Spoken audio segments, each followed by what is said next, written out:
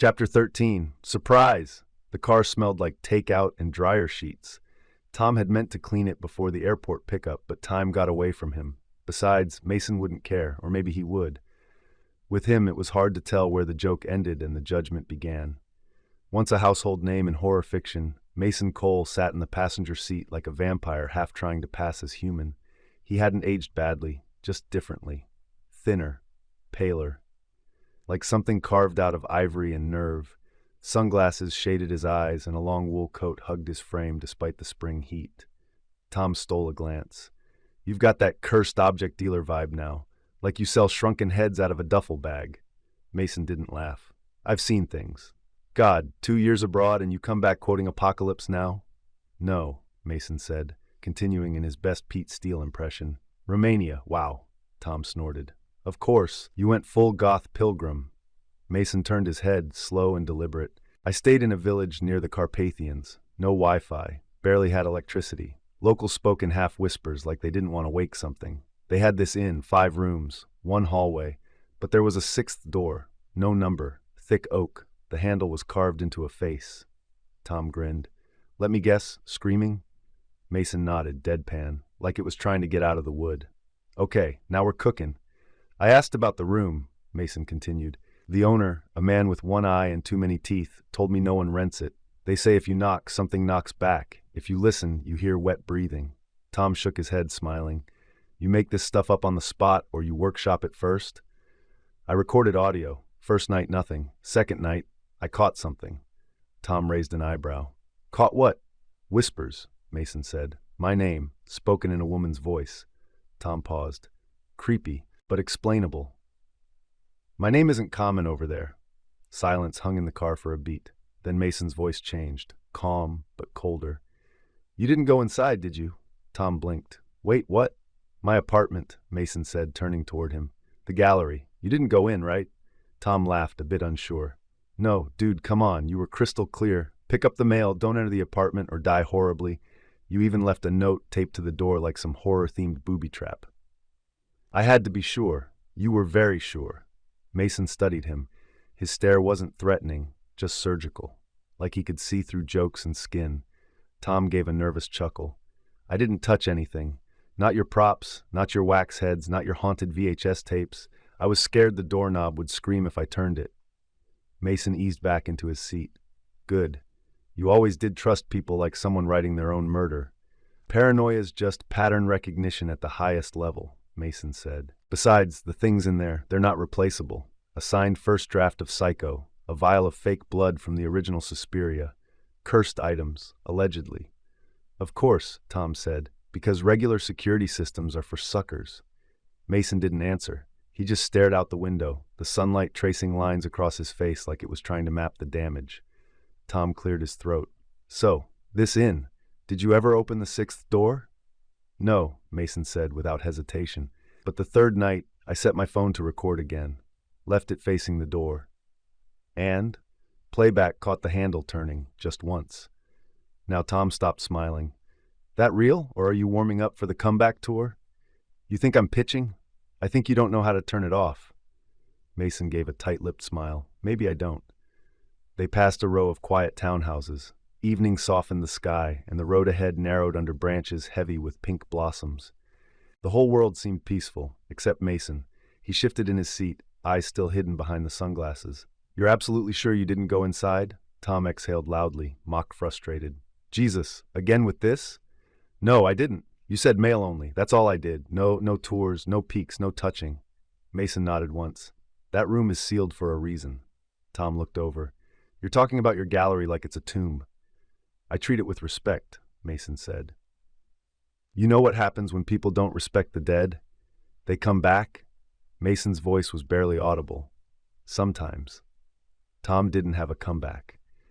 For a moment, they drove in silence, the only sound the hum of the tires and the quiet thump of Tom's heart, suddenly remembering who he was driving. Tom let the silence stretch a while, letting Mason drift back into whatever fog his brain lived in these days. They passed a middle school and a pizza place that had changed names 3 times since Mason left. Mason didn't notice. Or pretended not to. So, Tom said finally, easing the car into a slower lane, Did you at least have one normal trip? Like go to a beach? Eat gelato? Anything that didn't whisper at you from a wall? Mason blinked. Morocco was almost normal, until it wasn't. Tom laughed. Of course. Mason sat up straighter, brushing imaginary dust off his coat. I was in Marrakech. Narrow streets, endless alleys, people selling everything, carpets, copper, bones, the kind of place that feels older than language. Tom nodded along, mostly humoring him. I found this bookseller, Mason continued, with a booth the size of a closet, spoke French, said he had something for me. Un livre qui ne dort jamais, a book that doesn't sleep. That's a red flag. I followed him, Mason said, down a long corridor behind the stalls, orange plaster walls, flickering lanterns. We kept turning corners until I realized I didn't know how to get back. Tom glanced over, brow furrowed. Wait, this is real? Mason ignored the question. He stopped in front of a metal door, knocked once, then he just walked away. What was behind it? I don't know. I didn't open it. Tom looked at him sideways. You, Mr. Ghost Whisperer, didn't open the door? Mason shook his head. Because when I touched the handle it was warm, like a fever, and I could hear something breathing on the other side. You probably hallucinated, heat stroke, or hashish, or both. Maybe, Mason said, but when I turned to leave, the corridor had changed. The walls were closer, tighter, and they pulsed. Pulsed like lungs. Tom shivered involuntarily. I ran, Mason said. Didn't stop until sunlight found me. They drove a block in silence. Then Mason tilted his head and said, almost gently, You didn't touch anything, right? Tom gripped the steering wheel harder than he meant to. I swear to God, man. No, why is this starting to feel like an interrogation? Mason didn't respond at first. He just looked ahead, his sunglasses catching the glow of the dashboard. You're not the kind of person who lies, he said, like he was deciding it for himself. No, I'm not, Tom snapped. But I'm also not the kind of person who installs death traps around movie posters. They're more than posters, Mason murmured. Yeah, well, they're not more important than people. Mason didn't answer. They pulled onto a quiet residential street, neatly trimmed hedges, townhouses with identical porches, mailboxes shaped like birds or baseball gloves. The kind of place where nothing bad ever seemed to happen. Mason's condo stood at the end of the row, second floor, lights off, blinds drawn, just like he left it. Tom parked in the spot closest to the stairs. The engine ticked as it cooled. Looks the same, Mason said softly. Tom popped the trunk. Bet it smells like an Egyptian tomb in there. They stepped out and opened the trunk together. The first suitcase came out easy. The second one, a hard-shell roller, thudded heavier than expected. What's in here? Tom grunted. Bricks, film reels, masks, bones. Tom didn't ask if that last part was a joke. He wasn't sure he wanted to know. They climbed the steps together, Mason's coat flapping gently behind him like a cape. The sky overhead was lavender and gold now, the last traces of sunlight bleeding between the rooftops. At the top of the landing, they reached the door. Tom pulled out the spare key. Moment of truth. He slid the key into the lock, but just as he moved to turn it, Mason's hand shot out. Wait, Tom froze. What now? Mason pulled out his phone, sleek, matte black, and covered in tiny scratches. He opened an app with a blood-red icon and began tapping. I forgot to mention, Mason said. I had a new security system installed before I left. Tom raised a brow. Yeah? Military grade, Mason went on. Custom designed, triple redundant safeguards, remote access, smart filters, press your sensors, internal motion detectors calibrated to read breath. Tom blinked. You're kidding. I never kid about security. What is it guarding against? Poltergeists? Government agents? Mason didn't smile. Violations. Tom gestured at the door. You mean like me opening this? No, Mason said, thumbing through the app. The system will activate if the gallery is entered without authorization. Still, I take no chances. He pressed something on the screen. A soft chime rang out from the phone. Purge initiated. Please stand by. Tom's face twisted. What does purge mean? Mason answered without looking up. It releases a neutralizing agent to clear the air of any contaminants. Spores, oils, skin cells, things people leave behind. It hit them like a train. Muffled but raw, terrified, human, high-pitched wails like someone being torn open, multiple voices. One was definitely a woman, another maybe a child. Then something heavier, like a man, but choked with pain. Not screams from a recording, not some prank. Real. Tom's blood turned to ice. What the hell? but Mason was already stumbling back from the door, his face drained of color. "No," Mason whispered. "No, no, no, what did you do?" Tom blocked him. "Wait, what's behind that door? What's in there?" Mason looked up, eyes wild behind the sunglasses. "I armed the gallery before I left. In case of breach, it triggers a defense system, gas, fast-acting neurotoxin, non-discriminating." Tom paled. "You're saying you're just, what, poisoning people?"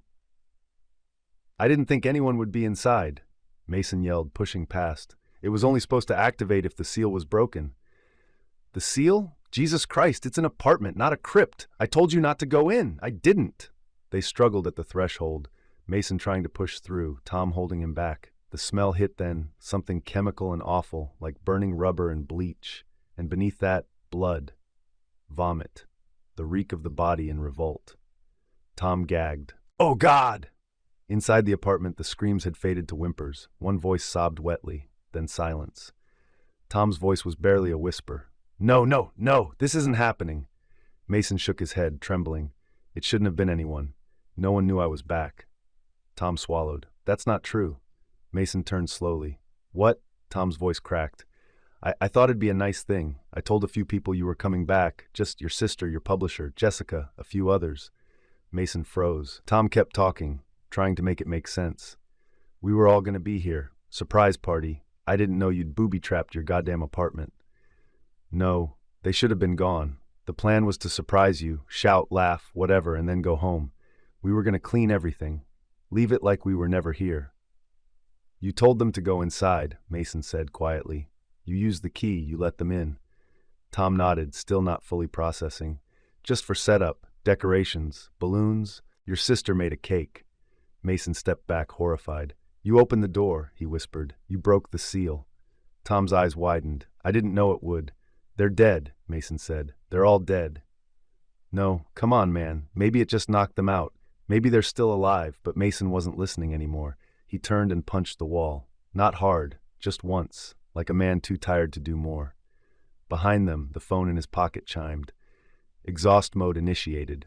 30 seconds until ventilation. A robotic voice followed. "Please stand clear. Neutralization phase in progress." Tom backed up a step. "What the hell does that mean?" "It's venting the gas," Mason said. His voice was hollow now, far away. "In 30 seconds, the air will be safe. No sense in poisoning the cleanup crew." Tom looked at him, disgusted. "You're talking like this is normal. You have no idea what that room is worth. They were your friends. Were." A horrible silence dropped between them. They both turned to face the open door again. Inside, there was only the faint hiss of air systems working overtime. 29, 28, 27. The countdown ticked from Mason's phone in a calm, almost pleasant tone, like a guided meditation, if the meditation was waiting for a cloud of death to clear. Tom leaned on the railing, hands in his hair, muttering to himself. His breath came in short, panicked bursts. They didn't even know. They were just, God, they were just waiting for you. Mason didn't speak. He stood by the door, staring through the dark, his face unreadable behind the glasses. 16, 15, 14. He finally said, "Did you leave the light on in there?" Tom blinked. "What?" Mason's voice stayed low. "The hallway light? Did you flip it before you left?" Tom shook his head. "No, it was still daylight when we finished. I locked up and left." Mason nodded. "Then why is it on now?" They both turned toward the door. A faint yellow glow flickered down the hallway inside.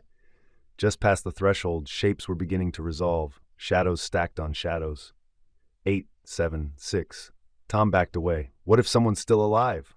"Then they'll wish they weren't," Mason said. 3, 2, 1 venting complete. Premises cleared. Mason didn't wait. He stepped over the threshold like he was crossing into a cathedral. His shoes crunched over something, broken glass, confetti. Tom hesitated, then followed. The smell hit first, sharp, metallic, and gut-churning. Underneath it, something sweeter, rotted cake, popped balloons. The hallway stretched ahead, dim and strained. One of the recessed ceiling lights flickered every few seconds, pulsing like a dying heart that weaved deeper into the apartment. Then the living room opened up, and the world stopped. Bodies, 5, 6, maybe more. All crumpled over furniture, collapsed in corners, sprawled across the floor. Color had left their faces entirely. Skin turned shades no living thing should wear, blue and green, marbled with purple.